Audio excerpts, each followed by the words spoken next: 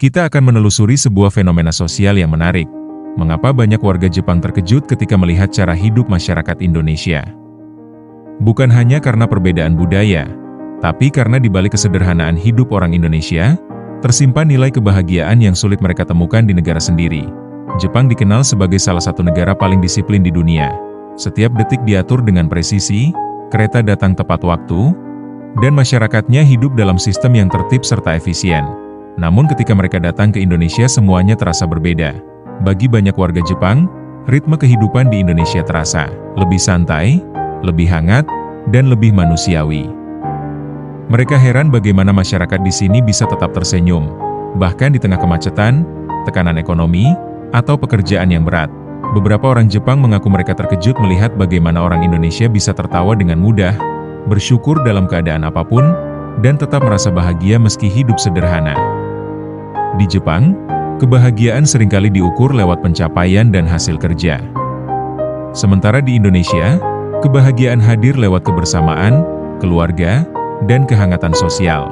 Kejutan terbesar yang mereka rasakan bukan hanya soal waktu atau kedisiplinan, melainkan cara masyarakat Indonesia berinteraksi. Orang Jepang terbiasa menjaga jarak sosial dan privasi. Mereka jarang berbicara dengan orang asing tanpa alasan jelas. Tetapi di Indonesia, mereka menemukan sesuatu yang berbeda, orang-orang yang menyapa tanpa pamrih, yang menawarkan bantuan tanpa diminta, dan yang bisa tertawa bersama orang yang baru dikenal. Bagi mereka, ini bukan hanya keramahan, ini adalah bentuk kemanusiaan yang hangat dan tulus. Salah satu warga Jepang yang bekerja di Jakarta pernah berkata, "Di sini, saya melihat orang-orang bahagia tanpa harus hidup mewah. Mereka punya waktu untuk keluarga, punya waktu untuk tertawa. Di Jepang, semuanya berjalan sempurna, tapi seringkali terasa sunyi." Pernyataan ini menggambarkan perbedaan besar antara dua budaya. Di Jepang, sistem dan struktur sosial berjalan sangat baik, tetapi hubungan antar manusia kadang terasa kaku.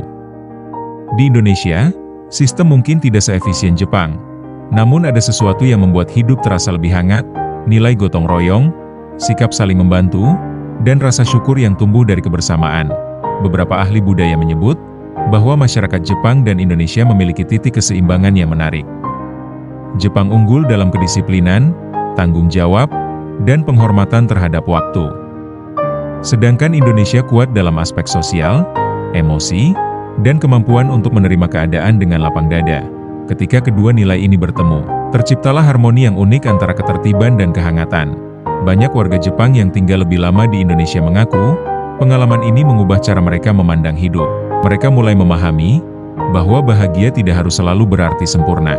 Bahagia bisa berarti memiliki waktu untuk diri sendiri, bisa berarti makan sederhana bersama keluarga, atau sekadar menertawakan hal kecil bersama teman. Bagi sebagian dari mereka, Indonesia menjadi cermin yang menunjukkan nilai-nilai yang terlupakan. Nilai tentang kesederhanaan, tentang menerima hidup dengan apa adanya, dan tentang rasa cukup yang tidak bisa dibeli. Sementara bagi Indonesia sendiri, pengakuan dari warga Jepang ini seharusnya menjadi pengingat bahwa keramahan, kebersamaan, dan gotong royong bukan hanya tradisi lama, tetapi aset budaya yang harus dijaga. Perbedaan antara Jepang dan Indonesia bukanlah jurang, melainkan jembatan untuk saling belajar. Jepang mengajarkan kita pentingnya disiplin dan tanggung jawab. Indonesia mengajarkan arti kebahagiaan dan kehangatan hati.